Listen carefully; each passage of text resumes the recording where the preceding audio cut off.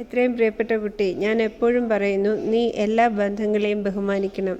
പക്ഷേ നീ ബന്ധങ്ങളെ തിരിച്ചറിയാനും മനസ്സിലാക്കാനും പഠിക്കണം. നീ ഏതെങ്കിലും തീരാത്ത തർക്കത്തിൽ ഉൾപ്പെട്ടിട്ടുണ്ടെങ്കിൽ അത് സമാധാനത്തിൻ്റെയും പരസ്പരം മനസ്സിലാക്കിയും വർത്തമാനം പറഞ്ഞും തീർക്കണം.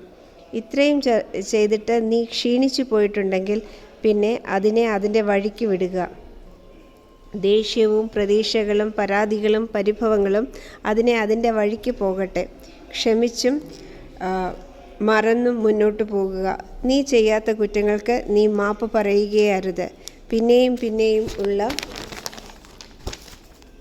ഈ മാതൃകയെ കാർമിക് ഫലം എന്നാണ് പറയുന്നത്. ഒരിക്കൽ ഈ കാർമിക കടം നീ തീർക്കുമ്പോൾ ബന്ധങ്ങളുടെ രൂപരേഖ തീരും. അതായത് നിന്റെ ആത്മാവ് നിന്നെ പഠിപ്പിച്ച് തീർക്കും. ആ പാഠം എന്നത് സ്വീകരണത്തിൻ്റെയും ആത്മസ്നേഹത്തിൻ്റെയും നീ നിന്നെ തന്നെ അറിയുന്നതിൻ്റെയും ആത്മസാക്ഷാത്കാരത്തിൻ്റെയും ആയിരിക്കണം. അതുകൊണ്ട് എല്ലാത്തിനെയും ത്യജിക്കുക. നീ സ്വതന്ത്രനാകുക. നീ കണ്ണാടിയിൽ നോക്കി നിന്റെ അടുത്ത് തന്നെ ചിരിക്കുക. ഞാൻ നിന്നെ ഒരുപാട് സ്നേഹിക്കുന്നു. സന്തോഷമായിരിക്കൂ.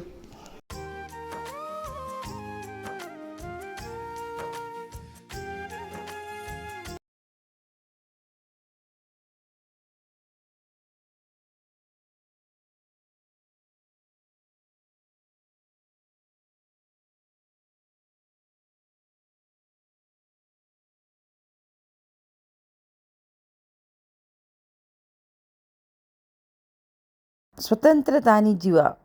आज स्वतःला आरशात बघा व स्वतःलाच पाहून हसा.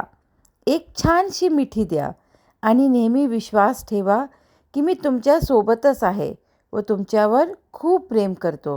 म्हणून आनंदी राहा व खूप हसत राहा. माझे आशीर्वाद सदैव तुमच्या पाठीशी आहेत.